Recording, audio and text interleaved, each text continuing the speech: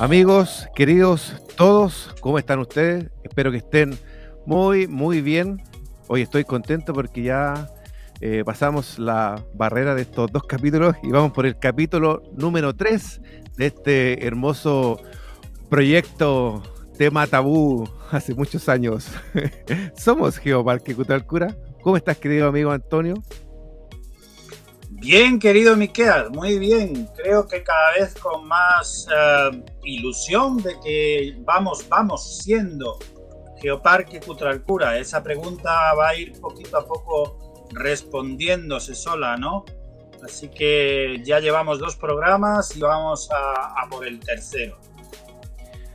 Así es. Oye, pasamos por un geógrafo, Patricio, por Gabriela, que es geóloga, y ahora geóloga. Y ahora nos vamos con alguien que está in situ, que está inserto en este hermoso geoparque. Yo creo que él conoce esta zona mejor que nadie. Así que lo vamos a invitar a nuestro querido amigo Héctor Benítez para que se inserte ahí a nuestro espacio, querido Héctor. ¿Cómo estás tú, amigo Héctor? Hola a todos. Hola Antonio, ¿qué tal? Hola Miqueas. Hola Héctor. ¿Cómo estás? Aquí estamos. Bueno, gracias por la presentación. Bien, estoy bien. Miqueas, tenemos aquí a Héctor, que es guía de geoturismo. Ahora él nos dirá si quiere que... pero ahí como andamos geógrafo, ¿no? El Patricio geógrafo, la Gaby geóloga. Ya, nuestro amigo Héctor es guía de geoturismo. Así que preséntate, querido Héctor. Bienvenido, gracias. Gracias. Bueno, sí, efectivamente, soy Héctor Benítez, guía de geoturismo y ecoturismo en el territorio del Geoparque Cutralcura, secretario de la Organización de Guías Locales de Curacautín, y partí con el proyecto Geoparque en sus inicios, cuando todavía era un proyecto y no teníamos la declaratoria. Estuve desde que esto fue comunicado como una idea, como una posibilidad, y se fue materializando al pasar de los años, ¿ya? Así que gustoso de compartir con ustedes, compartir con todas las personas que nos van a escuchar, que nos escuchan y que están permanentemente vinculadas a la radio Rayén del Sur, que es una de las radios que siempre está con un contenido súper entretenido y sobre todo educando a su audiencia. Y yo creo que ahí le han dado, como decimos en buen chileno, el palo al gato. Y yo encantado de colaborar en ese sentido. Súper. Muchísimas gracias. Oye, solamente quiero hacer algún preámbulo. Héctor es como parte del inventario. ¿Tú te has dado cuenta? Uno dice, oye, necesito algún guía o alguien de que sepa dónde está esto o cómo yo llego a esto, y al tiro inserto en el chip propio Héctor Benítez. Así es. Bueno, hay que ser sincero con eso. Sí, dicen que ahí hay un apodo por ahí de algunos colegas que me dicen, ya me están diciendo geofito. El geofito. El geofito. Antonio. Oye, Héctor, tú eres como una especie de testimonio, y esto lo digo a título personal, de toda la historia de Curacautín, que no es tan larga, pero sí es extensa. Tú tienes, digamos, un origen familiar, el de largo alcance en la comuna, y tienes también todo ese bagaje de aprendizaje que a lo largo de tu vida conlleva la experiencia vital, pero también el aprendizaje de todo lo que tiene que ver con la llegada de los colonos, el tiempo del ferrocarril también, todo el pasado maderero de la comuna, ¿no? Que en el fondo es nuestro patrimonio histórico. Cuéntanos un poco cómo eso está instalado en ti, como dentro de ti como Héctor Benítez, Fito, pero también lo que es al final te acaba interesando en tu carrera profesional y en tu desempeño. Cuéntanos. Sí, qué interesante tu pregunta, porque para mí es tremendamente valorable el hecho del relato de un guía local, que vemos varios en el territorio, y otros que por opción se han hecho locales y que está muy bien y que es muy bueno. Pero en mi caso, efectivamente, yo provengo de una familia que ya es tercera generación que vive en el territorio. Mi abuelo llegó acá como colono chileno en 1920, más o menos, ¿ok? Y yo redescubro la historia familiar. Mira lo que te voy a comentar, voy a hacer una infidencia. Yo redescubro la historia familiar recién cuando estudié para ser guía. Porque, claro, mi familia viene de un ámbito, digamos, vinculado al mundo del transporte. Mi papá era camionero, al mundo forestal, maderero.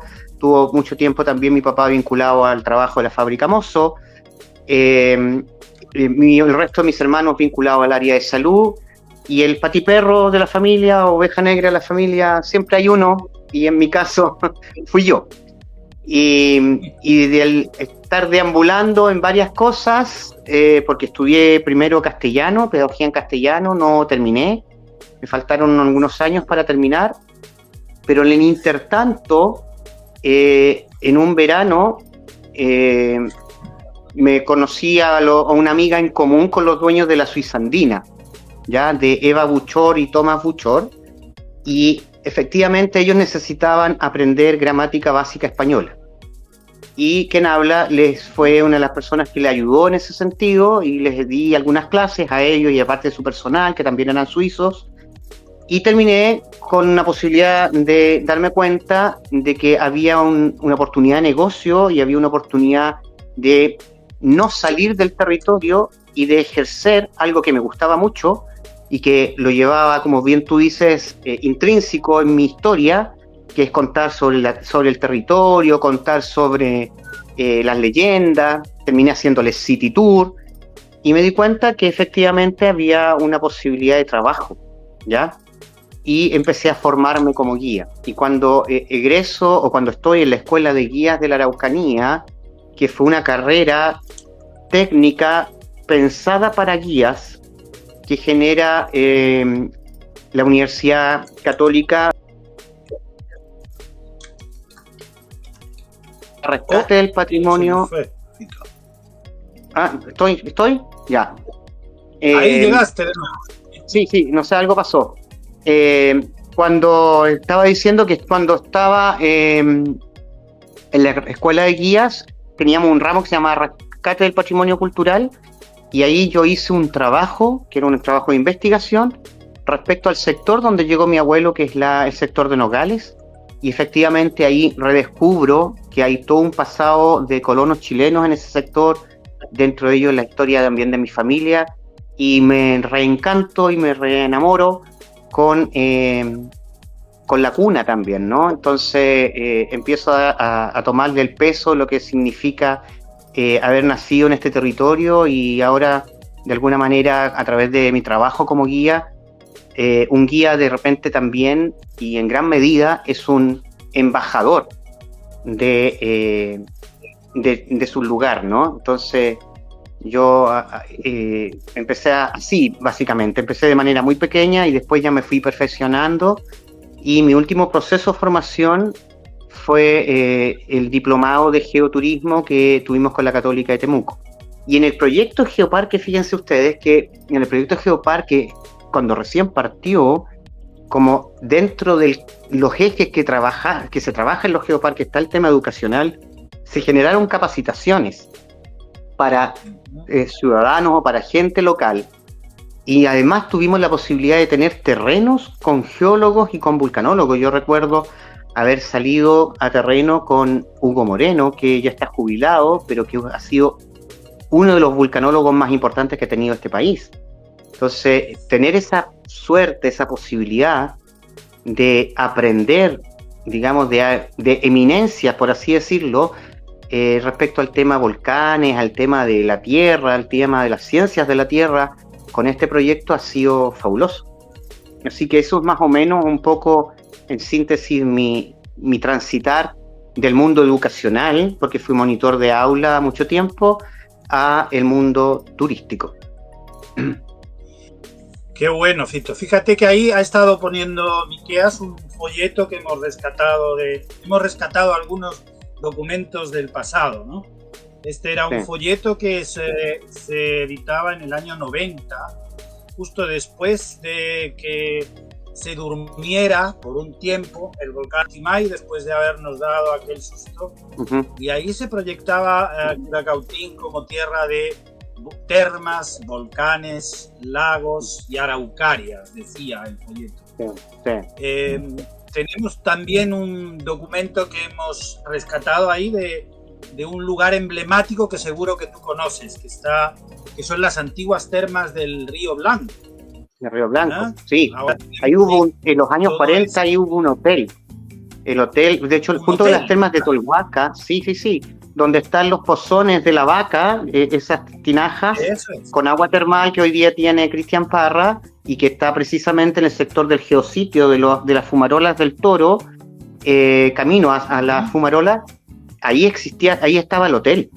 Era un hotel muy grande, yo diría que era uno de los hoteles más grandes que teníamos en el territorio y que en los años, entiendo, 40 o 50, no sé la fecha exacta, pero lo que sí sé es que ese hotel se quemó.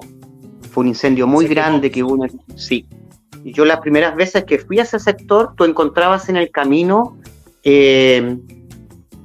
digamos, desechos del hotel, como marquesas muy antiguas, tiradas en fierro, y qué sé yo, y se veían restos de lo que tenía de infraestructura el hotel en su momento, ¿ya?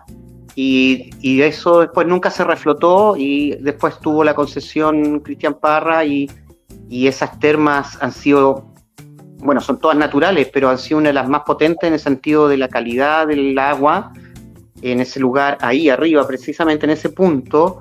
Tienen que, entiendo, echarle agua fría para bajarle la temperatura al agua para que la gente para que pueda ser, digamos, usada por personas, ¿ok? Porque la temperatura es muy alta. Sí. Entonces, sí, bueno, el inicio de Curacautín turísticamente siempre fue termal, siempre fue en la línea de la salud, ¿ya? Tema de los trekking y las actividades de rafting o actividades outdoor, montaña. Había algunas montañas incipientes, hay que decirlo. Yo recuerdo que era muy pequeño y yo escuchaba que, por ejemplo, el padre Juan Mojar y el padre Andrés Pojacar, ellos habían sido uno de los pioneros que habían subido los volcanes aquí. Yo, de hecho, vi muchas veces fotos del padre Andrés subiendo el volcán Yaima, por ejemplo, ¿ya? Y que entiendo que también crearon algunos grupitos de montaña incipientes en su momento, pero así como una actividad comercial, hasta los años 90, Curacautín solo se pensaba turísticamente en el tema de alojamiento y en el tema termal. Claro.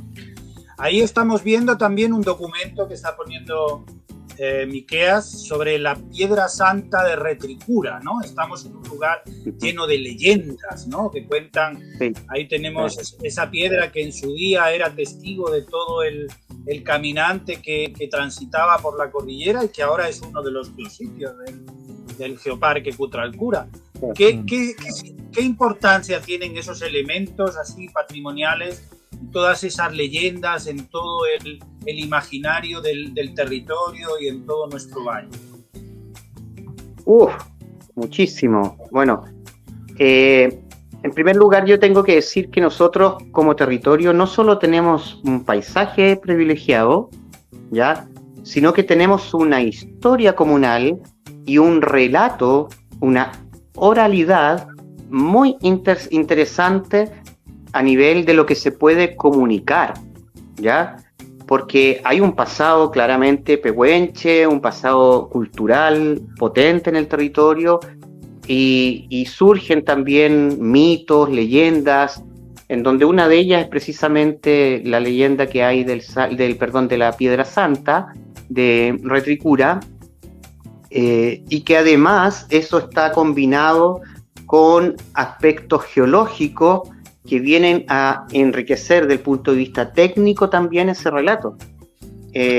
Como anécdota les puedo contar que precisamente en la Piedra Santa, cuando salimos con Hugo Moreno, él nos explicó que era geológicamente la Piedra Santa y a mí se me cayó la cara de vergüenza, porque ya a ese entonces yo ya trabajaba como guía.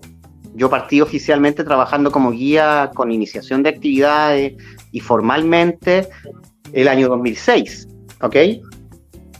Entonces yo decía ahí en la Piedra Santa con los turistas, les contaba la leyenda, que ahí súper bien, me ganaba ahí un poroto, como decimos, impecable, la gente quedaba fascinada, pero cuando tenía que explicar de cómo llegaba esa roca allí al sector, yo me mandaba un carril de aquellos ¿ya? Y después cuando estuvimos con Hugo Moreno, ahí realmente me di cuenta que lo que yo estaba comentando respecto a cómo por qué estaba esa roca ahí, era, como les digo, un chamullo, porque en estricto rigor la Piedra Santa, la composición de esa roca, la matriz de esa roca, es ceniza volcánica. Y lo que ocurrió ahí, geológicamente hablando, es que la roca se crea por acumulación de sedimentos de flujos piroclásticos, de colapsos de columna. Por eso ahí también en las rocas uno puede observar que hay unos hoyitos grandes y hay otras rocas que se llaman clastos geológicamente metidos entre medio, porque en el fondo esa roca se creó con distintos materiales que se acumularon ahí y se solidificaron y se crea la roca, ¿ya? No llegó por un aluvión, como dije yo en su momento. O sea, hubiera sido más práctico haber mantenido la leyenda, ¿no? El gigante, sí, bueno, pura, sí, yo ahí al mocho, piedra divina, tapó la cueva de la princesa, ¿no? Ahí. Sí. Bueno, pero por eso, o sea, yo creo que el relato, como bien tú dices, que nosotros tenemos en el territorio, es un relato que es la experiencia hoy día que quiere promocionar y promover el Geoparque Cutralcura. Porque podemos tener un muy lindo paisaje. Yo hace poco estuve con unos pasajeros y les pregunté derechamente, cuando hicimos una actividad hace poquito con Guillío, un trekking otoñal con la municipalidad, con el departamento de turismo, y la misma gente dijo, yo a lo mejor, dijo una señora, podría haber caminado esto sola, ¿ya? Hubiese podido venir aquí, claro, hubiese pagado la entrada, hubiese hecho el mismo recorrido sin necesidad de ir con un guía. Pero qué impresionante es el que hoy en día se pueda recorrer este lugar acompañado por un guía y por guías, porque no fui el único, éramos 4, que tienen conocimiento y que te pueden ir explicando lo que vas viendo. Entonces, la riqueza que tenemos hoy día y el valor diferenciador que nosotros tenemos turísticamente está en el relato. Y quienes entregan ese relato son la gente local. Por lo tanto, la experiencia última de un geoparque, más allá del tema netamente paisajístico y geológico, es el contacto con las personas. ¿Te fijas? Entonces, no sé si están de acuerdo con lo que estoy diciendo o está dentro de lo que ustedes me estaban preguntando, pero quería relevarlo. Sí. Claro, esa era la idea de darle el valor. Tú eres el mejor ejemplo también, ¿no? ¿No es cierto, Miqueas? Sí, claro. Oye, déjame solo hacerte alguna consulta. Tú me estabas hablando de los años 90, ¿cierto?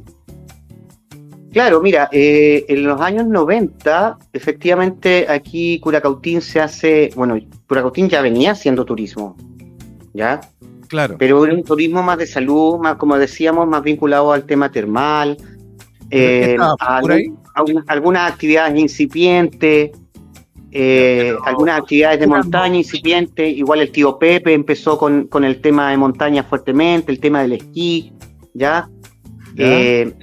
Pero no había por así decirlo, una explosión de la actividad turística en el territorio.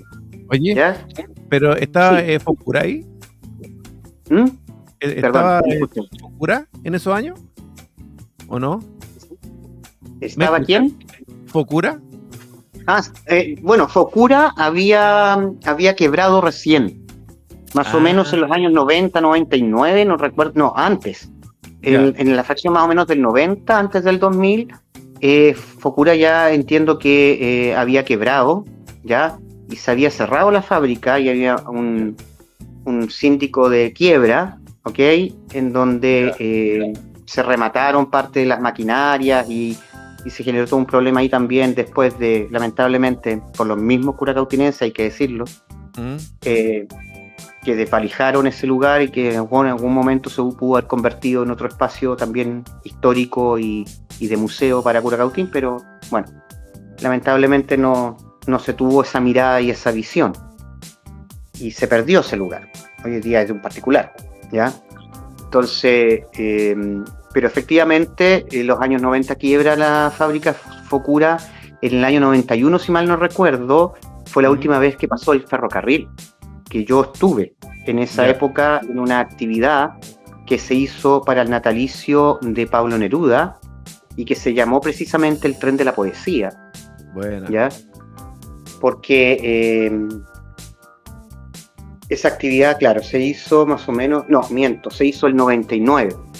El 99, porque el 99 en Curacautín, al menos lo del ferrocarril, el 99 en Curacautín se hizo un cabildo cultural en donde surgieron varias agrupaciones, dentro de ellos Huichalmapu, surge a raíz de ese cabildo cultural porque varias personas que escribíamos, dentro de ellos quien habla, nos reunimos en eso y nos dimos cuenta que, bueno, en Curacautín hay mucho talento, hay muchos artistas, entonces nos juntamos varios poetas y creamos la agrupación cultural, en ese momento Taller Literario Huichalmapu, y participamos de esa actividad en donde tuvimos la suerte, yo tenía una libreta firmada, un poema precisamente de Neruda que se llamaba La Nerudiana, por Volodya Teitelpoy, ¿ya? Que era uno de los directores de la fundación de Neruda en Chile. Entonces, en ese recuerdo que fue la última vez que yo viajé en tren aquí en la zona.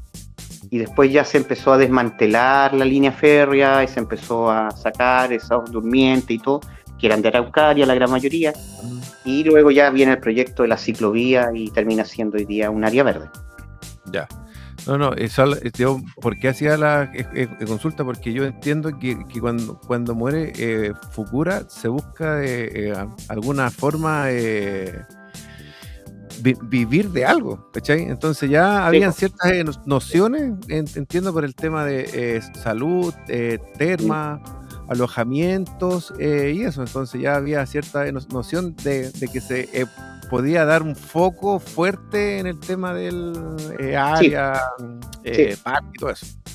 Sí, ahí se hace la conversión ya productiva del territorio y de la comuna fuertemente al tema turístico, ¿ya?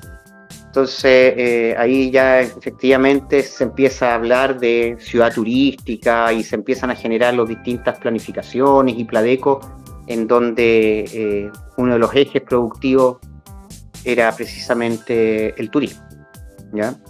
Hoy día es el eje principal, pero en su momento fue compartido por un eje silvoagropecuario y no sé hasta qué momento también algo forestal, pero después ya se toma prevalencia, digamos, el eje productivo del turismo y un turismo de interés especial. Súper, Antonio. Has mencionado ahí a Huichalmapu. Hemos rescatado también este extraordinario trabajo de recopilación histórica que se hizo con este boletín Piedra de Reunión. Ahí aparece un montón de referencias a nuestro pasado. Hay una duda que yo siempre he tenido, ¿no? Porque si la Piedra de Reunión, que está ahora en nuestra plaza, ¿no?, estuviera en su lugar donde originariamente se encontraba, también sería un geositio, ¿no? Lo más probable, más, sería un geositio no solo geológico, sería un geositio, sería un sitio arqueológico. Arqueológico, fíjate. Sí. Porque las marcas que hay ahí en esa piedra, que yo varias veces he dicho que para los eventos municipales o que para los eventos, eso debería estar protegido de otra manera, ¿ya? Sí. No digo que no, o sea, lo que nos decían es precisamente arqueólogos que estuvieron con nosotros en los procesos de formación del Geoparque, nos decían que, y ahí también me mataron el relato porque yo partía todas mis excursiones en la piedra Curacahuín y estuvimos con arqueólogos que me dijeron, entendemos la cosa romántica de un alcalde de traer esta roca arqueológica hacia la plaza, pero es lo que no debe hacerse por ningún motivo cuando se pillan este tipo de monumentos, ¿ya? Porque sacarlas del lugar donde se encontró mata automáticamente la posibilidad de hacerle un estudio más serio. Yo me he encontrado con varios, entiendo que me encontré en dos oportunidades, y se me hizo incluso una entrevista en algún momento, porque esa roca, hay estudios y hay escritos que hablan de que esos son los petroglifos del Yaima, ¿ya? Esas marcas son arqueológicas, son históricas, entonces tienen que ver con lo que a nosotros se nos explicaba, es que son marcas de cacería, ¿ya? Entonces, que incluso es posible que haya sido hasta de una cultura anterior a la cultura mapuche, ¿ok? Entonces, claro, no hay mucho estudio porque se le sacó del lugar, porque hasta donde yo sé pareciera ser, no estoy seguro de esa información, pero me han comentado, el Correo de las Brujas dice que no es la única roca con esas marcas que habría en el territorio, ¿ya?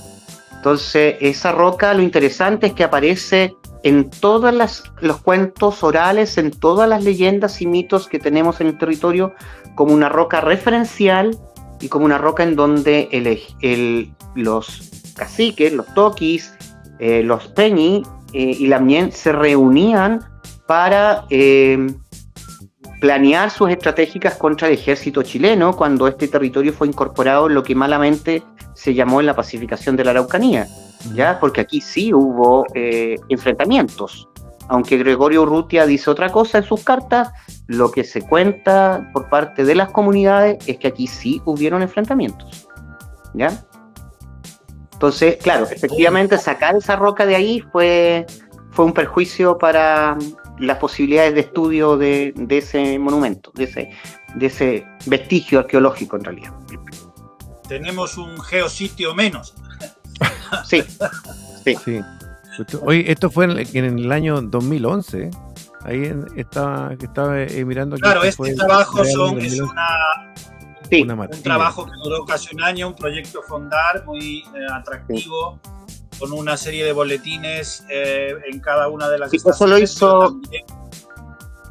Entiendo que eso lo hizo Patrick con su pareja, que no recuerdo en este momento el nombre, que eran miembros también de nuestra organización en su momento, ¿ya? Que era Huitralmapu. Y fue efectivamente, como tú dices, Antonio, un Fondar.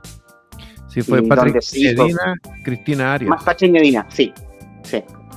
Y ellos también tienen un trabajo súper interesante que en algún momento me lo regalaron, me lo prestaron, en donde yo también he tenido posibilidad de leer muchísimo y tener ahí un relato con mucha base histórica, científica y dato concreto del túnel Las Raíces, ¿ya? Y de la población de la comuna de Lonquimay.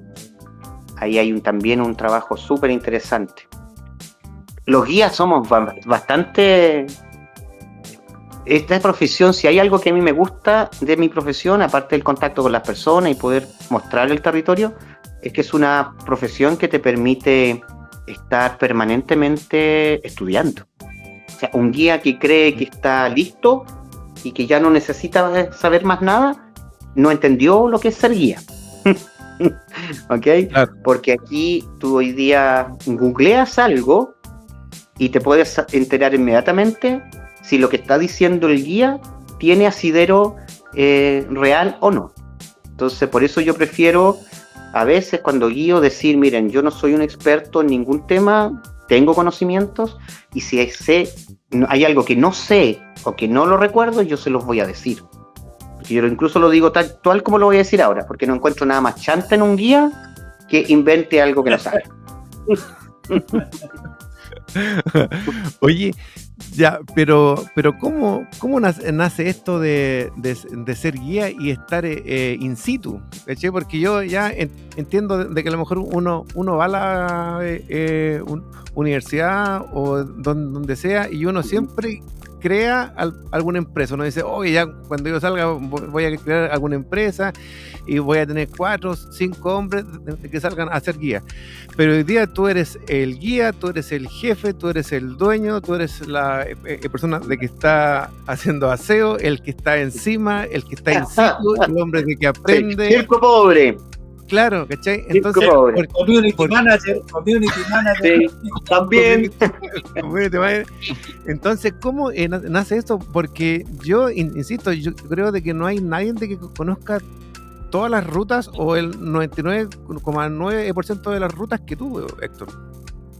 Sí, a ver, yo creo que hay cosas que no conozco. Yo tengo que ser bien sincero con ustedes y con nuestro radio escucha, que yo hay cosas que no he logrado hacer todavía en estos ya voy pegando para los 18 años trabajando como guía y tour operador, y efectivamente hay lugares de Curacautín, incluso muy cerca, que yo todavía no he logrado ir porque o no me han dado los tiempos, o porque no he podido recorrer, o porque no he tenido con quien me han invitado y no he podido ir.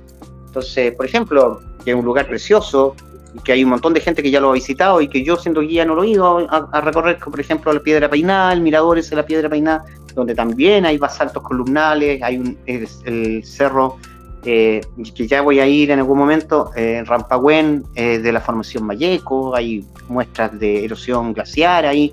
Entonces, geológicamente es una maravilla, ¿ya? Pero yo todavía no he logrado ir, entonces tampoco conozco todos los lugares, ojo. Ahora, respondiendo a lo que tú me preguntas, Miquea, yo creo que a mí me pasa que estoy siempre tratando de hacer algo que me guste. Partamos por ahí, ¿ya? Cuando uno trabaja de manera independiente, por lo general las personas que nos gusta trabajar de manera independiente es porque o no tenemos la capacidad o no hemos tenido buenas experiencias trabajando en el mundo dependiente, ¿ok? Aparte, yo soy una persona que me gusta mucho la libertad, la posibilidad de poder estar en la toma de decisiones, que cuando uno trabaja empleado o dependiente de un tercero, de una empresa, de una institución, a veces eso cuesta. Entonces, yo voy a ser súper honesto y sincero con ustedes en decir que a veces yo sí he trabajado de manera dependiente. Trabajé para una editorial en Coyhaique, he trabajado en el área educacional, pero siempre me picaba el bichito de poder hacer algo en donde yo no tuviera que tener que rendirle, perdonando la expresión, pleitesía a un otro, ¿ya? Entonces, en este trabajo, a mí me da la libertad de poder tener la toma de decisiones por mi parte, además poder a lo mejor ganar lo que podría ganar en un mes, ganarlo en una par de semanas o incluso en 2 días, ¿te fijas? Dependiendo del tipo de servicio, del tipo de actividad que sea. Lo complejo de mi trabajo, del punto de vista de la parte económica, es la inestabilidad laboral, ¿ok? Porque todavía en el territorio, yo, aunque soy un convencido de que hacer turismo en Curacautín da para hacer turismo todo el año, pero falta más promoción, faltan varias cosas, falta una mejor infraestructura, hay varias cosas que debieran darse para que efectivamente nosotros viviéramos todo el año única y exclusivamente del turismo, y eso hoy día no sucede, ¿ya? O sea, si yo apostara solamente a los turistas, es que hoy día a lo mejor ni siquiera estoy trabajando de guía.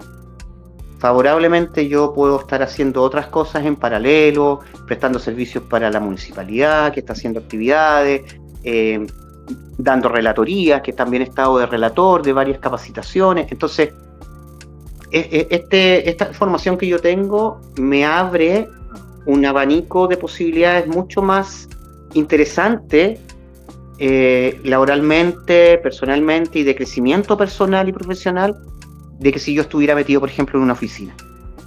¿Te fijas? Claro. Entonces, va por ahí más que nada el que yo sea tan busquilla en ese sentido y quiera hacer hartas cosas. Y siempre desde la mirada de aportar al territorio y de ayudar a que Curacautín crezca, ¿ya? Y también, claramente, no solo en lo turístico, sino que también en lo que tiene que ver con relaciones humanas, con el mundo educacional, con el mundo de la sociedad civil, etc. Perfecto. Sí. Muchachos, Qué bueno. corte, vamos a una publicidad rapidita y volvemos de una. Desde el corazón de la Araucanía nace Petiscos Araucanos, un emprendimiento familiar que fusiona el alma mapuche y el espíritu europeo para entregarte sabores ancestrales del sur del mundo. Descubre nuestros licores artesanales: piñón, coral, lagüén y merquén. Cada sorbo, un viaje a la tierra, a las montañas, a la historia viva de Curacautín. Y si buscas algo único, prueba nuestras mermeladas y escabeches de piñón. Dulces, picantes, naturales. Perfectos para compartir o regalar. Petiscos araucanos, sabores con raíz, hechos con amor.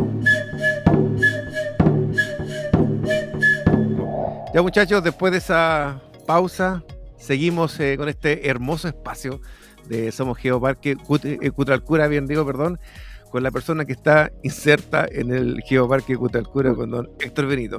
Antonio, cuéntanos alguna pregunta para nuestro querido amigo Héctor. Claro, tú ahí nos has contado el aspecto motivacional, pero y ahí Miquel nos va a ilustrar un poquito todo eso que comentaba de tu presencia en todas las rutas, ¿no? En todos los senderos, ahora en bicicleta, ahora con raquetas en invierno, ahora subiendo al volcán, ahora no, bueno, subiendo al volcán sendero, no hago montaña, ojo, no hago montaña. Bueno, ahí ya, llega hasta al cono Navidad, sí que llega, ¿no? Al cono Navidad, sí, eso sí. Con pasajero extranjero, con pasajero nacional, con adolescentes, con niños, niñas, en fin, eso te ha permitido también un bagaje como que es un poco lo que tú contabas, ¿no? Tener este perfil multidisciplinar, ¿no?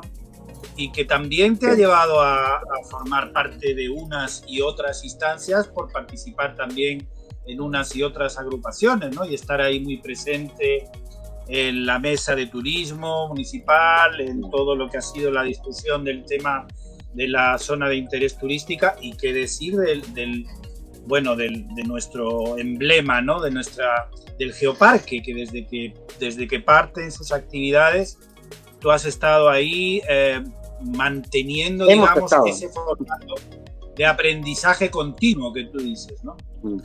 Entonces es una cosa como interminable, una tarea interminable. ¿Cuándo va a acabar esto, Héctor? ¿Cuándo vamos a tener un tiempo, no sé si tranquilo, pero en el que ya los pasajeros lleguen al territorio de una forma consciente, haya un ecosistema, una red de guías de turismo, de servicios, o vamos a seguir en esta especie de vamos que no llegamos, vamos que vamos a conseguirlo, ¿no?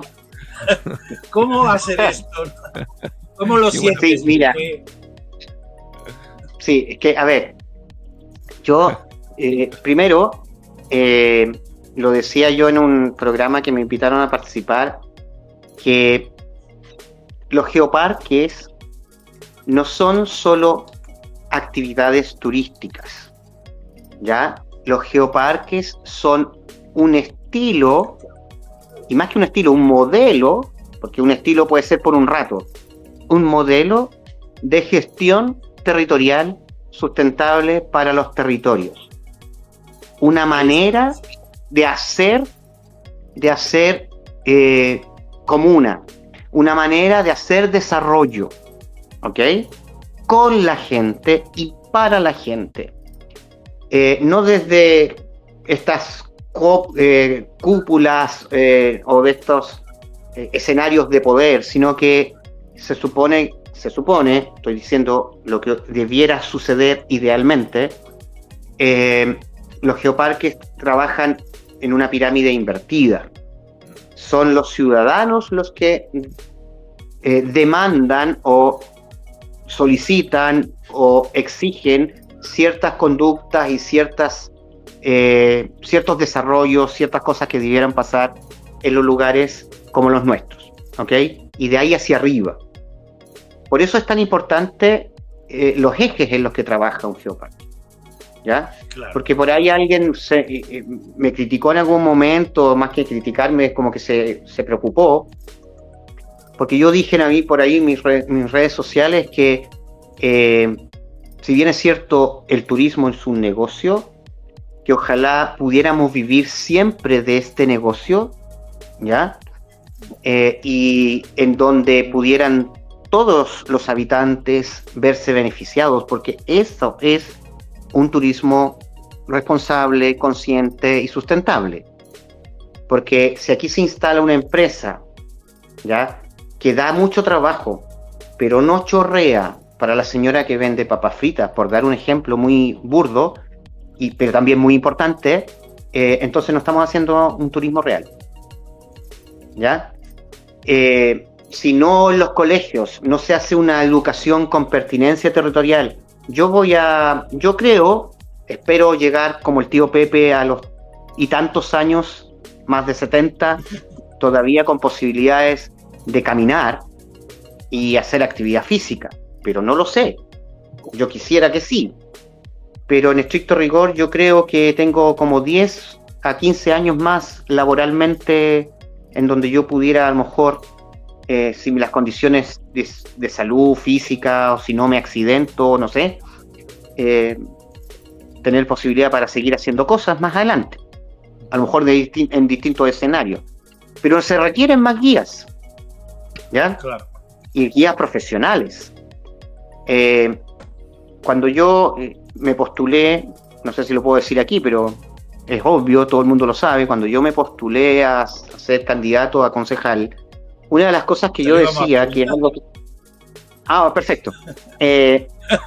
Una de las cosas que yo decía en el ámbito educacional, por ejemplo, los geoparques tienen una línea muy marcada, hay un eje de acción concreto en lo educacional. Si los guías, si los empresarios, si la municipalidad, si los funcionarios públicos no están educando a todo nivel en un geoparque, esa declaratoria no va a surgir o no va a prosperar, ¿ya? Nosotros podemos perder la declaratoria UNESCO, espero que no, porque esto es importante que la gente lo sepa. Esto es una declaratoria que nos muestra internacionalmente, pero que la podemos perder, ¿ya? Han habido experiencias de geoparque que le han puesto tarjeta amarilla porque no están cumpliendo, y hay otros que definitivamente no les han renovado su calidad de geoparque. Sí. ¿Sí?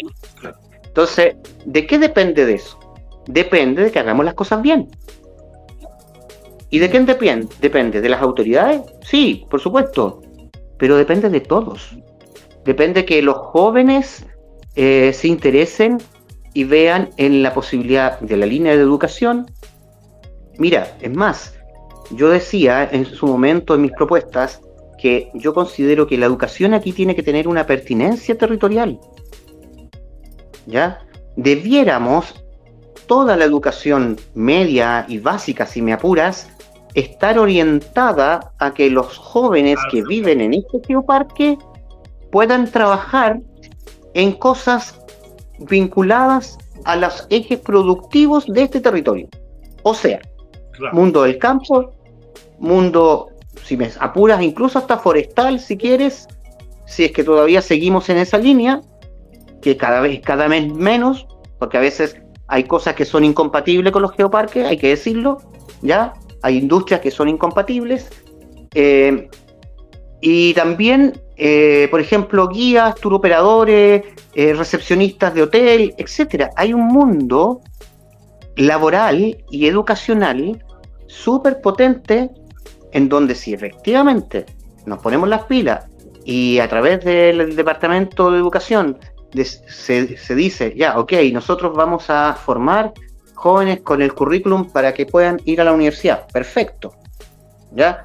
Pero también vamos a tener un currículum alternativo y adaptado para aquellos que tal vez puedan buscar una línea técnica y esa línea técnica pudiera ser perfectamente vinculadas a los ejes productivos del territorio en el que viven, y además para que no tengan que irse del territorio y puedan ejercer en su propio territorio, como también ha sido mi propia experiencia. ¿Te fijas? Eso sería, por ejemplo, un liceo técnico, por ejemplo, que capacitara guías de montaña, que capacitara en gastronomía, pero no para acabar siendo pinche de cocina, sino también a lo mejor como chef, o en fin, el mundo de la gastronomía no es solo lavar platos al final, ¿no? No. Y el mundo también de la montaña no es solo acompañar a un pasajero, también hay competencias deportivas que se pueden integrar, hay todo un universo tal y como lo planteas, ¿no? Por ahí tenemos antecedentes en otros territorios de que eso ha dado sentido, ¿no? Incluso en otros geoparques se puede copiar. Sí, claramente, yo siento que va por ahí el que tenemos que empezar a darle un mayor cuerpo. ¿Por qué? Porque el día de mañana, si esto prende y prende bien, por ejemplo, ahora tenemos la oportunidad, la gran oportunidad, con el Encuentro Mundial de Geoparques, que se hace aquí, se hace en Chile, se hace en la 9ª región, y hay algunos terrenos que van a ser en nuestro territorio. Va a ser una oportunidad de mostrar nuestros lugares a más de alrededor de 1.500, 2.000 personas que van a venir de alrededor de 55 países, ¿ya?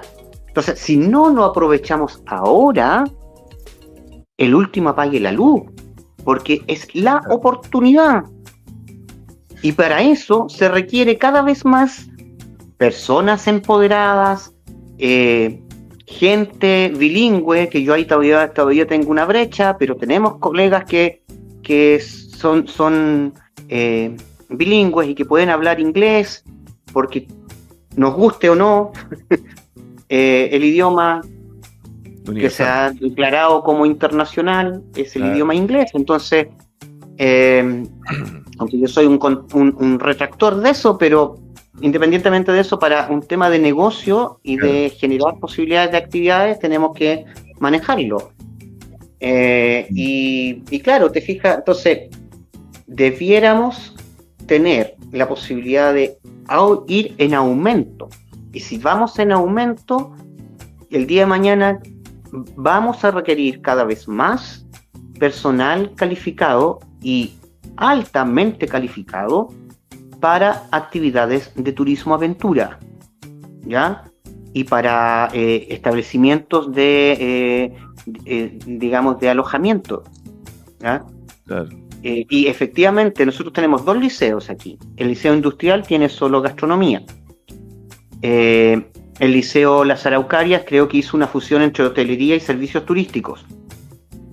Ahora, lo que yo, con mucho respeto lo digo, y siempre mirando desde fuera, elevaría un poquito los niveles de exigencia, porque no tiene por qué hacer turismo el chico que no va a tener la posibilidad de rendir la prueba para entrar a la universidad, ¿te fijas? Sino que yo una vez le dije a jóvenes del mismo liceo, les dije, a ver, si ustedes creen que estudiar turismo es porque se pasa bien, es porque salimos a pasear, o es porque no tenemos matemática, o porque como hubo uno que me dijo aquí se conocen chiquillas, ¿ya? Y se estudia poco, me dijo otro, ¿ya? Yo dije, están equivocados, están tremendamente equivocados. Si hay un rubro hoy día que requiere mucho profesionalismo, mucho estar permanentemente estudiando y actualizándose, es el rubro turístico, ¿ya? Entonces, lo que yo esperaría del mundo educacional actual que tenemos en la comuna es que apostáramos a subir el nivel y que efectivamente esos jóvenes que estudian hotelería y servicios turísticos no terminen en una práctica haciendo camas y trabajando el día de mañana de mucamas en algún lugar de alojamiento. Sí. Que se le abran otras posibilidades también de trabajo y que también desde los colegios se haga una mejor gestión o desde la municipalidad para conseguir prácticas reales y concretas y buenas para que esos jóvenes, esa práctica sea un proceso de crecimiento y no un desencanto del rubro, como ha sucedido. Claro. Oye, ¿me escuchan, cierto? Sí. Sí, porque a veces se va la onda, no sé qué pasa. Mira, Fito, este espacio nace desde mi ignorancia plena. Yo en ese sentido tengo que ser súper franco, porque Antonio me estuvo insistiendo muchas veces, me estuvo explicando el tema del parque, geoparque y todo este. Tengo un amigo, Richie, que le envió saludos, que él pensaba de que Geoparque Cutralcura era una marca, era un sello y listo, ¿cachai? ¿Quiénes tienen que estar encima insistiendo esto, ¿cachai? ¿Por qué? ¿A qué voy yo? Claro, porque a lo mejor te pueden dar clases en alguna escuela, tú puedes ser guía, no sé, una infinidad de cosas, pero se necesita algún líder o algún guía o algún capo de que nos diga, oye chicos, el tema del geoparque dura eternamente, dura 20 años, dura 100 años, dura 50 años, no solamente un año porque vienen desde 50 países a vernos y que si está el código QR bien puesto, si está el logo, ¿cachai? No sé cuál es el fin de que nos fiscalicen, de que uno cumpla y que después esto sea como un tema de que muere, hay que esperar 10 años más a que nos vengan a fiscalizar. ¿Cachai? Yo insisto de que falta fuerza a esto. Lo veo débil. Sí, efectivamente está débil. Yo creo que hoy día tenemos la gran oportunidad a través del encuentro mundial de fortalecer esto, ¿ya? El tema es que, claro, estos sellos no son solo un sello, son un territorio. Lo que tenemos que lograr entender es que nosotros tenemos una comuna, o 7 comunas que son hoy, ¿cierto? 12.000 kilómetros cuadrados de superficie de este territorio que comprende gran parte de la Araucanía andina, de la región de la Araucanía, que tiene particularidades únicas, geográficas, geológicas, paisajísticas, que la UNESCO ha mirado y ha dicho esto hay que conservarlo para toda la humanidad. Claro. ¿Ya? Esto no es un sello de negocio, es un sello que nos permite a nosotros que vivimos en este lugar decir nosotros vivimos en un lugar especial, particular. Claro. ¿Ya? Que es beneficioso para nosotros, pero para toda la humanidad. Es un lugar donde tenemos la posibilidad de descubrir, mira lo que voy a decir, científicamente, cómo evolucionó el planeta. Hay evidencias, y esos son los geositios. Evidencias de que aquí, por ejemplo, la pared de roca que hay en el Salto de la Princesa fue un registro eruptivo del volcán Sierra Nevada que ya está inactivo y quedó ahí plasmado. Entonces, ¿cómo no va a ser importante que nosotros, como ciudadanos que vivimos en este geoparque, tengamos la responsabilidad, no solo educativa, sino que la responsabilidad moral, ¿ya? Ética, planetaria, si tú quieres, de cuidar estos lugares para el beneficio de toda la humanidad. Es así de claro, y nosotros vivimos aquí.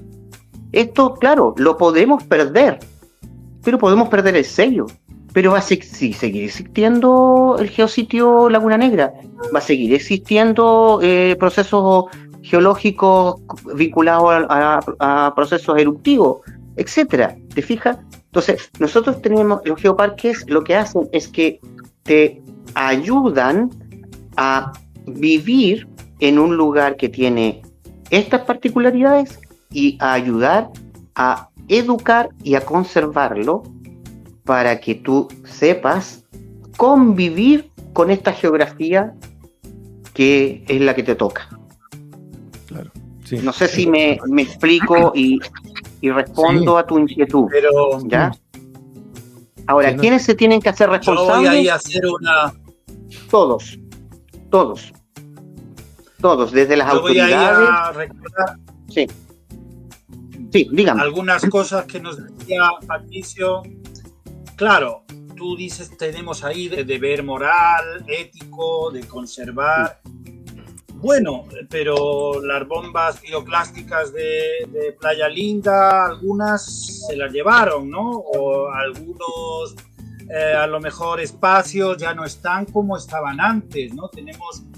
Al debe tenemos todavía todo lo que es la conservación, porque imagínense que aquí en este territorio, y tú fuiste protagonista de todo aquello, nos querían llenar de centrales de paso, ¿no? También el volcán Tolhuaca le hicieron unos agujeros muy profundos para poner ahí una central geotérmica terrible, enorme. Entonces tenemos una legislación que no nos acompaña en todo este proceso de querer conservar, ¿no? Si no va cambiando esa mentalidad, ya no para el ciudadano de a pie, sino tiene que ser algo que venga desde arriba, ¿no? Esto tiene que también mover las leyes, las conciencias. ¿Cómo es? Sí, sabes que hace tiempo atrás yo tuve la suerte de interactuar y también personalmente, porque él vino para acá, fue uno de los veedores que vino, un señor uruguayo, Eduardo, entiendo que se llamaba, y él en una conferencia, en una charla, nos dijo algo que yo adopté como la razón de ser de los geoparques. Y lo digo en un programa que salió hace poquito en TV+. El objetivo de un geoparque es que cuando entre un turista salga un conservacionista. ¿Ya? ¿Qué quiere decir eso? Quiere decir que el tipo de turismo que se hace en los geoparques, y ahí está lo que en algún momento alguien por ahí me criticó, me dijo, pero ¿cómo si nosotros queremos hacer turismo y tú estás diciendo que no quieres un turismo masivo? ¿No? En los geoparques no es necesario tener un turismo masivo, porque la primera razón de ser de los geoparques es la conservación. Y si tenemos un turismo extractivista, que también lo hay en nuestro territorio, y hay una mirada en alguna línea empresarial muy extractivista e incluso peligrosa, ¿ya? En los geoparques lo que se busca es que efectivamente a lo mejor entre un turista un poco más consciente, entre un turista con una capacidad de gasto mucho mayor, grupos mucho más acotados que una cosa muy masiva. Tú, Antonio, eres de un país donde hoy día ya no quieren más turismo. En España están chacos del turismo, están locos, ¿ya? ¿Pero por qué? Porque se desbordó. Pero no hay forma de hacérselo ver a las autoridades. Aquí pasa lo contrario, ¿no? También tenemos la minería es el eje conductual económico de Chile, y la minería, claro. Los propios geólogos que crearon el geoparque se escaparon de la minería, de alguna manera, nos contó Patricio, algo así, ¿no? pero Sí, en el fondo sí, hay efectivamente. eso tiene que confluir en algún punto, ¿no? Una lógica de conservación, de aprovechamiento económico, pero obviamente con un paraguas, ¿no? de legal que favorezca que los territorios efectivamente, mira, no se degraden. es tan interesante lo que tú estás planteando, es que hoy día en nuestro país tenemos una legislación ambiental, que es la 19.300, en que no considera la protección del patrimonio geológico. No está. ¿Ya? Entonces, perfectamente, me estoy poniendo un escenario súper catastrófico, pero hay que darle vuelta en algún minuto. Ponle tú que un dueño de un geositio dice, no, es que a mí esta cuestión del turismo ya no me está dando, así que yo voy a cambiar de rubro y se pone a hacer pebre el lugar y murió el geositio, porque está dentro de un terreno que es privado. Y nuestra legislación tiene prevalencia a lo privado por lo público. ¿Ya? Entonces, favorablemente hasta el día de hoy, los geositios que están en sitios privados, hemos tenido la posibilidad de concientizar y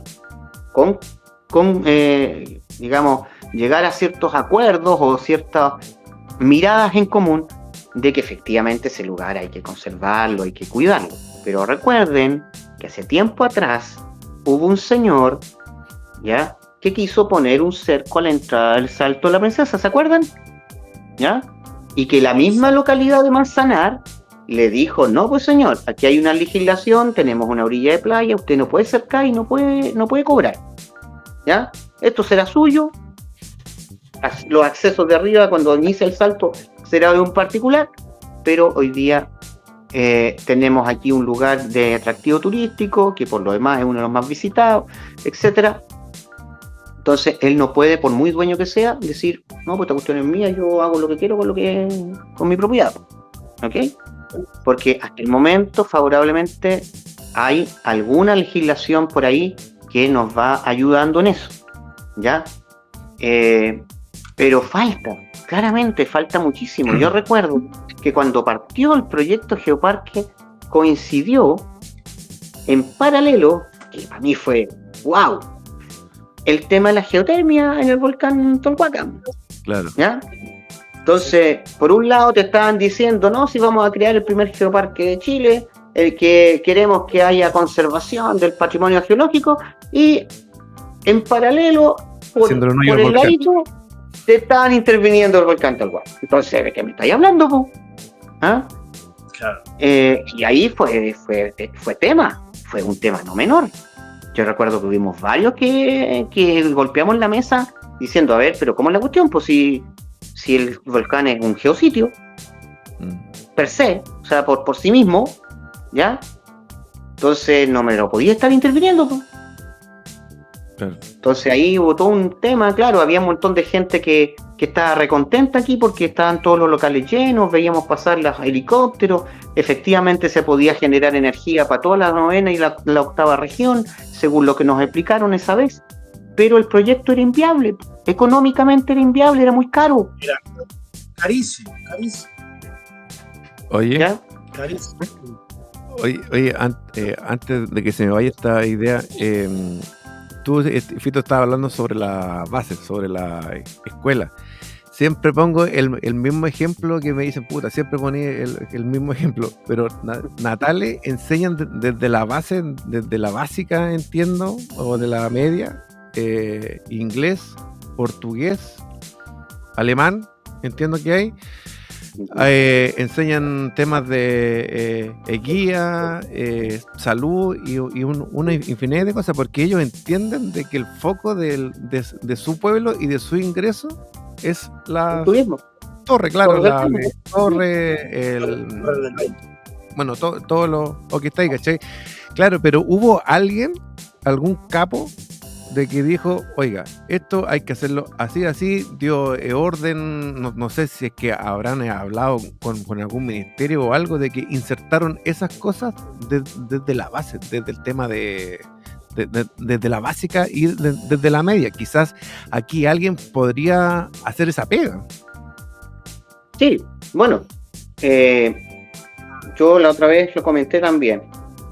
Nosotros tenemos hoy día una municipalidad, ¿ya? Y autoridades hoy. Hemos transitado por distintas autoridades. En algunas hemos tenido un gran avance, con otras, específicamente con la administración anterior, y lo digo muy responsablemente y desde mi mirada como un agente del turismo, hemos tenido algunos, no retrocesos, pero sí un break. Frenazo, estancamiento, porque no se ha entendido hacia dónde va el eje productivo de la comuna. ¿Ya? No siempre se llega, a veces no siempre llegan autoridades con una mirada tan clara. Probablemente hoy día sí tenemos al menos una primera autoridad que la tiene muy clara, ¿ya? Y que efectivamente nosotros tenemos hoy día en la municipalidad la posibilidad de adecuar y de incorporar todas estas declaratorias, porque recuerden que nosotros no somos geoparques, somos Reserva Mundial de Biosfera en el Bosque de Araucaria. Fue la primera declaración que tuvimos de la UNESCO, anterior al geoparque, y que pasa así, sin pena ni gloria. Nadie habla hoy día de que somos Reserva Mundial de Biosfera en el Bosque de Araucaria, ¿ya? Porque claro, este tema de geoparque a lo mejor pareciera que tuviera más importancia, pero ya tenemos, o sea, nosotros tenemos 2 declaratorias: Reserva Mundial de Biosfera y ahora geoparque. Entonces, tenemos una municipalidad que tiene conciencia ambiental, o al menos algunas certificaciones ambientales. Estamos postulando a ser un municipio turístico, ¿ya? Malalcahuello está postulando una denominación internacional de village turístico o una cosa así, de una villa turística. Entonces, de las Naciones Unidas, nada menos. ¿Te fijas? Entonces, a ver, hoy día, entonces, debiéramos tener lo que tú dices, Miqueas. Debiéramos empezar todos a caminar en esa línea. Debiéramos hoy día tener, porque lo tenemos por ley, ojo, tenemos la SOI, que es una protección legal, una declaratoria legal, ¿ya? Además, las municipalidades son entes autónomos que pueden reordenar claramente dentro del marco de la ley sus, por ejemplo, currículos educacionales. Se pueden adaptar, ¿ya? Es lo importante y urgente. Urgente. Sí. Esa pega hay que hacerla, ¿ya? Y tenemos los civiles, los ciudadanos, que empezar a decir, ya, pum, empecemos a concretar planes, programas, capacitaciones, en donde todo el quehacer comunal confluya en este eje que es el turismo, y no cualquier turismo, un turismo de intereses especiales, ¿ya? Porque nosotros no hacemos turismo sol y playa, hacemos un turismo de naturaleza. Cuando estuvimos en la pandemia y no se podía entrar a los parques nacionales,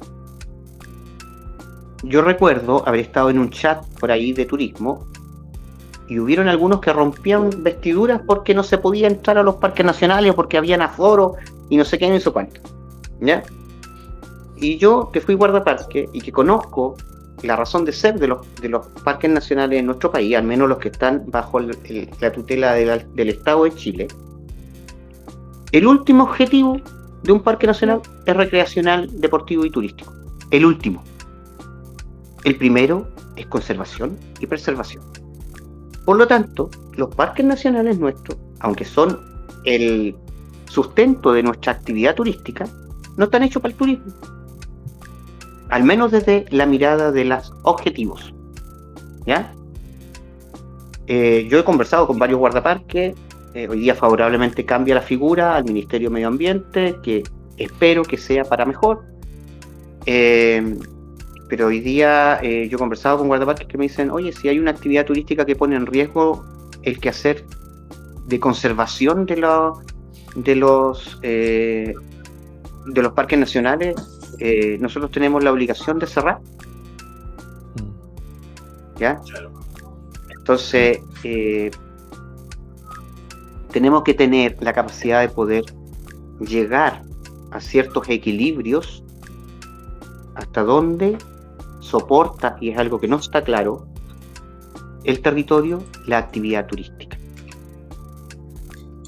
¿Okay? Hasta dónde es sostenible o sustentable, que son conceptos distintos. ¿Ya? La sostenibilidad tiene que ver con lo económico exclusivamente. La sustentabilidad trabaja en 3 ejes: dimensión ambiental, cuidado al medio ambiente; dimensión económica, economía circular; y dimensión social, donde la ciudadanía tiene la capacidad de tomar decisiones respecto al desarrollo que se hace en el territorio. Lo sostenible no. Lo sostenible es única y exclusivamente económico. ¿Ya? Por eso yo discrepo cuando hablan, no, si nosotros somos un destino sostenible. Ya, no me gusta. Yo quiero ser un destino sustentable. Perfecto. Es distinto. Hay una foto hablando de bases. Hay una foto. Y una foto que estamos poniendo aquí, que es muy reciente, porque tú estás ahora haciendo un gran trabajo también de poder presentar todo esto que estamos hablando a nuestros adolescentes, y bueno, es importante también poderlo referenciar, ¿no? Yo a eso que tú dices de sustentable, te lo digo porque tanto a Patricio como a Gabriela, yo me atreví también a hablar de turismo regenerativo, que está saliendo ese tema bien importante ahora en el paradigma del turismo, ¿no? Porque como tú comentabas, hay destinos. Y el tema del cambio climático. ¿Ya? Claro. Sí, mira, oye, ¿qué estás haciendo aquí en la foto? Sí, yo ahí estuve en algún momento apoyando a la profesora Paula Cantaruti, a quien le mando un cariñoso saludo también, y que es una profesora muy empoderada con el tema de geoparque y con el tema del turismo en el Liceo Las Araucarias, y precisamente les fui a dar una charla en ese momento sobre cuál era mi experiencia como guía y cómo un guía local podía trabajar en el territorio, precisamente a la especialidad de servicios turísticos y hotelería, con la finalidad de evidenciarle a los chicos que es posible que ellos puedan ejercer el día de mañana en su propio territorio, ¿ya? Si se preparan claramente y si siguen efectivamente estudiando en esa línea, en la línea del turismo. Pero que la profe me pidió a mí que pudiera ir a colaborar de manera gratuita, ¿ya? Porque uno también tiene que hacer cosas no solo pensando en el bolsillo, sino que también en la posibilidad de transmitir conocimientos a futuras generaciones. Y yo siempre he estado en esa dimensión y en ese deseo de colaborar permanentemente con los jóvenes que vienen detrás de nosotros y que van a ser los que van a tener que sostener este territorio muy pronto. Haciendo filantropía. Se dice inspirar, ¿no? Sí, claramente. Y claro, en el liceo que también yo me eduqué. Claro. ¿Cómo? Claro. En el liceo que yo me eduqué, pues si yo vengo del Liceo Las Araucarias, B13 en su momento. Sí. Oye, me van a pegar un reto, me van a decir, siempre ponía el mismo ejemplo, pero es que no tengo otro ejemplo, así que me estoy poniendo el parche antes de que me peguen el reto. Sí. Ya, oye, vamos con lo de con los geoparques. Sí, mira, para inspirar, Héctor, nosotros en cada programa hacemos como un viaje, así muy rápido, porque obviamente cada auditor puede darse su paseo si quiere por la red mundial de geoparques, ¿no? Hemos estado, ahora vamos a ver el país que se ha llenado de geoparques en cuestión de 20 años. China al final ha conseguido acreditar de los 213 geoparques que hay ahora mismo hay exactamente, ahí lo vamos a ver, 47 geoparques en China, ¿no? Obviamente wow. Nos podemos ir en China. Hasta principios del milenio era España quien la llevaba dura con el tema de los geoparques, precisamente porque en los años 90 se pudieron aprovechar de fondos europeos, pero desde el milenio China vamos a tener que aprender chino mandarín. Exacto. Vamos a tener que aprender chino mejor. Y bueno, ellos saben inglés. Nos podemos imaginar que con el territorio tan extenso que tiene China, sigue bajando un poquito. Tiene paisajes y territorios desde el punto de vista geológico extraordinarios. Imagínense, ahí hay unas formaciones rocosas extraordinarias. Ese es el parque Lingxia. Y ese que vemos ahí abajo, que también es un paisaje kárstico extraordinario, es el Longjiang, que es precisamente donde está construida la presa de las Tres Gargantas. Ajá. Y bueno, ahí realmente en un territorio tan extenso hay un montón. Puedes pasar si quieres a la web siguiente. Claro, en muchos de esos territorios, como sucede en Kutralkura, hay también el vínculo con un pueblo originario que en un momento dado se desarrolló en algunos casos, como sucede en China, sometido en este momento, ¿no? Como pueda ser, por ejemplo, el territorio de Mongolia, donde está ahora mismo como territorio autónomo. Ahí tenemos la lista de los distintos geoparques de la red de Asia-Pacífico, China, Japón, Irán, Indonesia.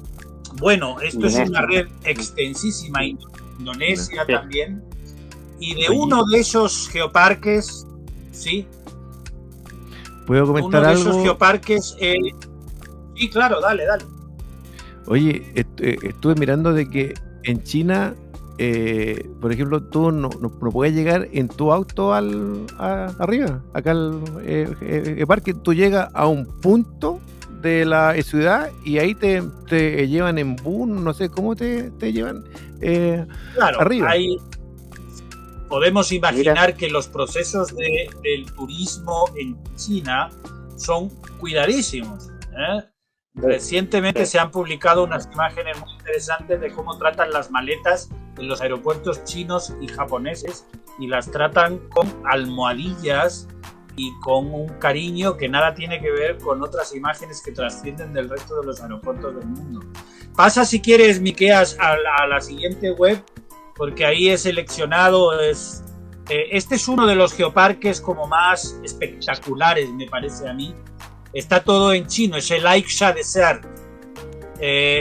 Bueno, hay un traductor que le puede a uno dar. Puedes mover en la foto de arriba, puedes mover con la flechita, la de arriba, la del desierto.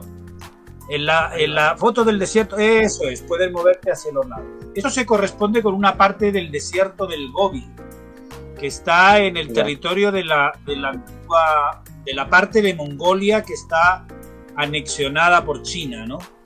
Y obviamente ahí hay un territorio vastísimo de una erosión terrible, como es la del desierto, ¿no? El paisaje desértico, pero que también ha acreditado la condición de geoparque y que tiene obviamente sus tradiciones y su referencia a los pueblos que lo habitan, ¿no? Con todo el pasado que conlleva, ¿no? Y sí, es una gran paradoja esta de el desarrollo del sistema geoparques en China. Ha sido espectacular y seguramente muchos de los visitantes que van a venir desde todo el planeta van a ser chinos, y esas personas vendrán hablando inglés, pero si aparece alguno que domine el mandarín, desde luego se la lleva, ¿no? Sí, claro. Ya, gracias, Miquea. Interesante también esta dinámica de poder ustedes mostrar que esto no es un tema global, es un tema mundial, que hoy día hay muchos geoparques a nivel mundial. Entonces, eso le da un contexto internacional, le permite a las personas que nos escuchan y que nos ven trasladarse en el imaginario tal vez a que esto es planetario. Entonces, no es una ocurrencia y de algo que se le ocurrió a alguien en Chile, sino que es algo que viene desde la UNESCO, que es el área de la educación y la cultura de las Naciones Unidas, en donde hay equipos científicos, en donde hay señores que dicen, no, esto, por ejemplo, los geositios que nosotros tenemos, que en la comuna de Curacautín tenemos de 9, pasamos a 27 más o menos, para que un geositio sea declarado como tal, lo que mínimo debe haber es un estudio, al menos desde el punto de vista geológico, de cuál es la importancia en la evolución del planeta, cómo evidencia la evolución del planeta, porque en el fondo los geoparques, para que la gente lo pueda entender, son laboratorios al aire libre de las ciencias de la Tierra. Y ahí es donde yo digo, cómo me gustaría a mí, y mi sueño con que nuestros niños, desde un kinder hasta un cuarto medio, a una universidad que están viniendo al territorio, tengan la posibilidad de aprender sobre ciencias de la Tierra visitando estos lugares, y que hayan guías, y que hayan geólogos, y que hayan profesores, que les puedan decir, mira, efectivamente tú ves esta roquita que brilla y lo muestran con una lupa y le expliquen cómo cristaliza una roca. ¿Te fijas? Porque claro, si se lo explican en una pantalla, si se lo explican en un pizarrón, es una cuestión, hasta para mí sería súper latoso. Entonces, mecánica. Pero ir al lugar, nosotros hace poco, a través de la municipalidad, el programa de Dideco, del programa de adultos mayores, tiene un programa muy interesante que se llama Conociendo mi comuna o Conociendo mi país. Fuimos con alrededor este verano de 900 adultos mayores al Parque Nacional Comiquí. Y yo les puedo contar que más del 60%, a lo mejor me quedo corto, yo diría hasta 80% de las personas que fueron habían entrado por primera vez al parque, teniendo más de 70, 60 y tantos años. No habían entrado nunca. Entonces, ahí yo creo que tenemos una brecha todavía súper grande. No es posible que en nuestra comuna se hable de turismo si tenemos gente que vive en este territorio tan hermoso, tan importante para la humanidad y para la UNESCO, que no tenga la posibilidad de conocerlo. Entonces, ahí todavía hay una brecha gigante en donde tú vas, por ejemplo, a otros destinos turísticos. Yo he viajado súper poco, tengo que decir. El sueldo de guía no da para viajar tanto. Pero sí, cuando fui, por ejemplo, por viaje de estudio, y que era parte de mis requisitos para formarme como guía, bajo la lógica, que lo encontré genial, incluso yo lo pregunté, dije, ¿por qué tenemos que viajar? ¿Por qué tengo que ir a gastar plata a otro lado si yo tampoco me llueve la plata? Y nuestros profes nos dijeron, a ver, ustedes van a trabajar con turistas, ¿cierto? Y si usted nunca ha sido turista, ¿cómo va a saber cómo le gustaría que lo atendieran si nunca ha viajado? Entonces, quien hace turismo, lo mínimo que debiera hacer es tener la posibilidad de viajar, aunque sea al otro lado de la cordillera, en algún momento como turista, y entender cómo funciona otro destino. Y yo recuerdo que yo fui a la Villa Langostura y Bariloche, y en algún momento me paré en el centro de Villa Langostura y le pregunté a un señor que me diera información respecto a lo que yo podía hacer, y me dio una cátedra. No, me dijo, tienes que ir a tal y pa, que no sé, y has ido a este lugar, mira, no, yo te recomiendo. Oye, era un informador turístico, pero y un señor que no hacía turismo, que era un poblador, ¿ya? Aquí tú le preguntas a estas personas, a gente de Curacautín, y a veces, no sé, o es más, mira lo que voy a decir, hasta entre los mismos personas que hacen turismo hoy día en el territorio, ¿dónde me puedo alojar? En un lugar X van y no tenemos disponibilidad, está cerrado, no sé, que está muy lleno. Pero ¿dónde más me podría alojar? No sé. Ni siquiera tienen la capacidad de recomendar a otro igual. ¿Te fijas? Yo me acuerdo que en Puerto Varas, cuando tuve vacaciones, cuando me permití, yo estaba en un lugar de alojamiento que me quería quedar una noche más. No pude quedarme ahí porque ya tenían reservaciones de todo el complejo lleno, pero el mismo lugar, que se llamaba Compas del Sur, me derivó a una casa que se llamaba Casa Azul, donde los dueños eran alemanes, ¿ya? Al mismo valor de la habitación que yo estaba pagando, y ellos, en manera interna, hicieron la gestión para que yo me pudiera quedar una noche más. O sea, en Villa La Angostura me acuerdo que yo me saqué una foto en el Parque Nacional Arrayanes y no estaba dentro del servicio que yo había contratado. Llego a la agencia y le comento a la dueña de la agencia o a la señorita que estaba en la agencia, me dice, pero nosotros no teníamos ese servicio incluido. Yo, el pajarón, me tomé una foto con otro catamarán y no estaba dentro. Bueno, cuento corto, un día antes de que yo me fuera de Villa La Angostura, me llaman de la agencia y me dicen, don Héctor, le tenemos su foto. Se habían contactado con el otro catamarán, fueron a buscar mi foto, que costó 20 pesos argentinos, a Bariloche, y me la entregaron enmarcada. Y yo le dije a la señorita, ¿sabe qué? Esto es la guinda de la torta.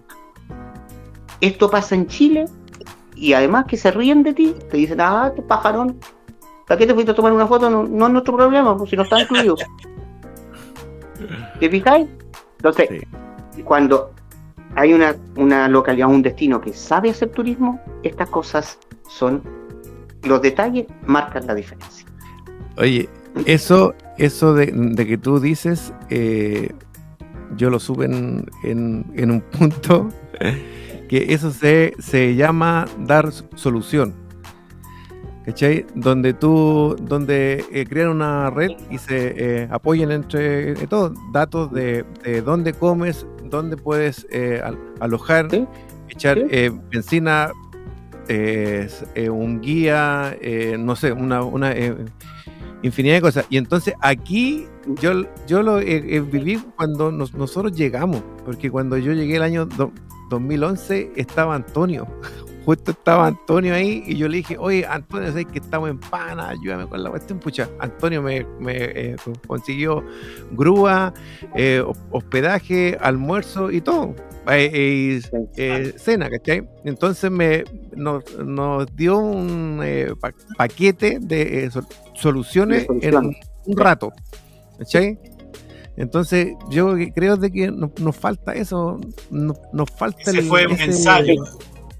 Claro, sí, mira, fue un ensayo y el Fito lo recuerda que fue un ensayo de agencia local, de enlaces entre servicios, entre guías, incipiente, duró un tiempo y funcionó y estaba todo el mundo enlazado, transportes, servicios de transportes, todo el ¿sabes mundo qué?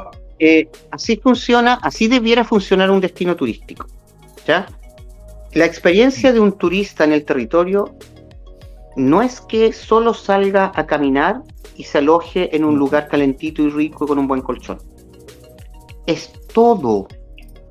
Yo la otra vez lo explicaba de la siguiente manera.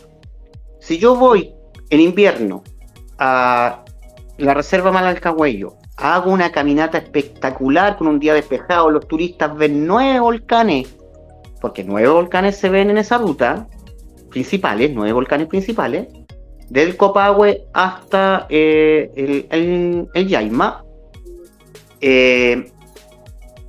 Si tú tienes un excelente relato, superaste la expectativa.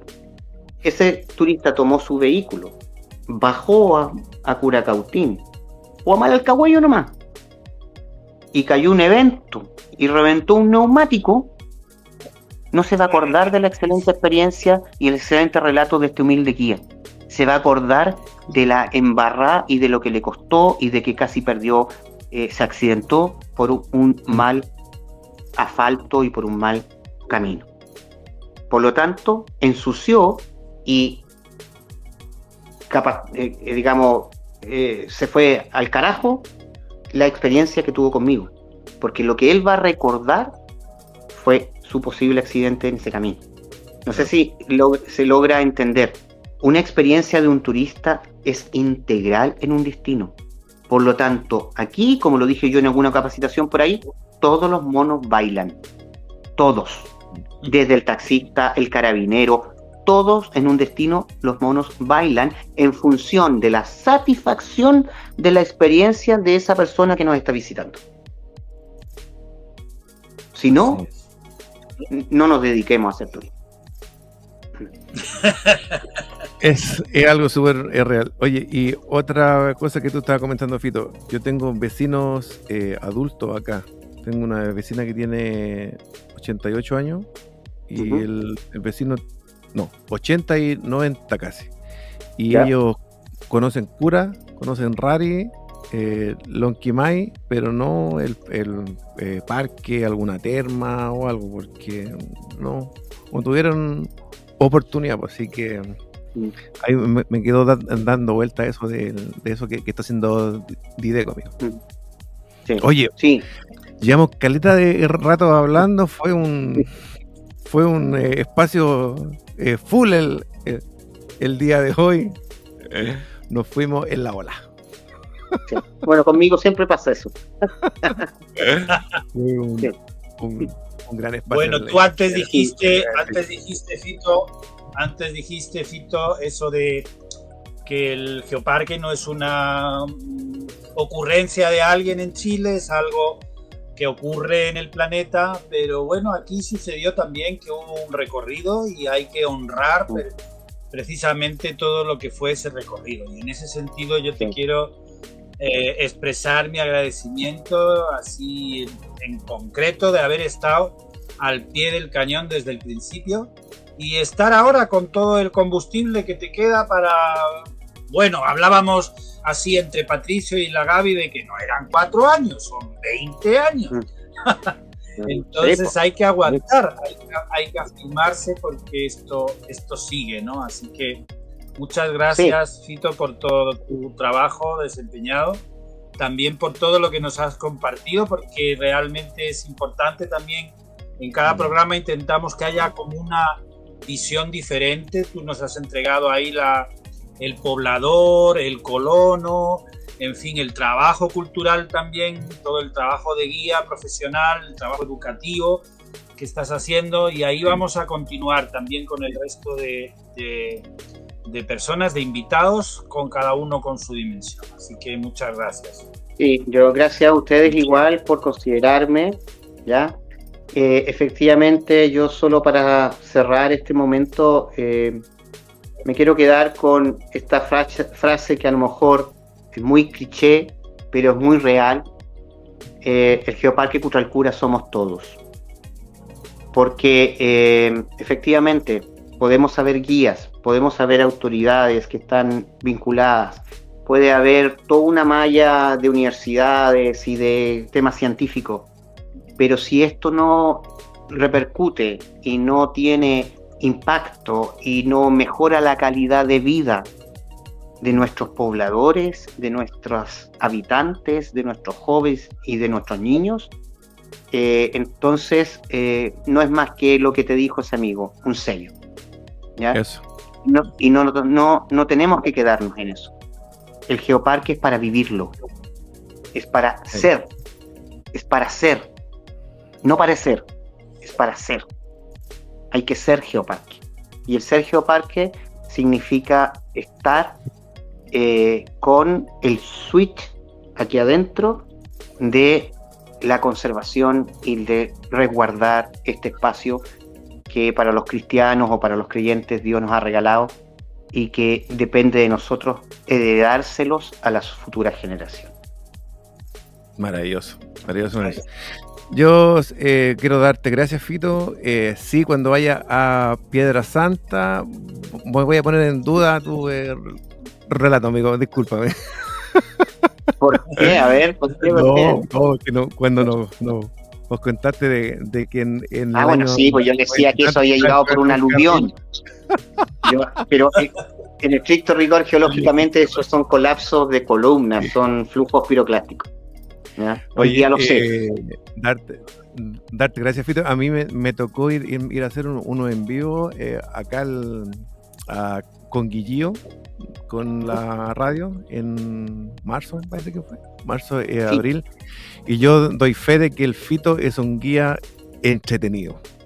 Yo doy fe de eso porque íbamos en una micro, íbamos 40 y tantas personas y íbamos súper enamorados con esa historia que estaba contando Héctor. Así que darte gracias por eso y hacer Geoparque Cultural Cura. Eso esperamos. Claramente. Sí. Gracias a ustedes. Listo, nos vemos. Que estén bien. Gracias, Nos Antonio. vemos. Chao. Chao. Gracias, Petiscos. Chao, gracias. Gracias a todos. Chao, chao. Nos vemos.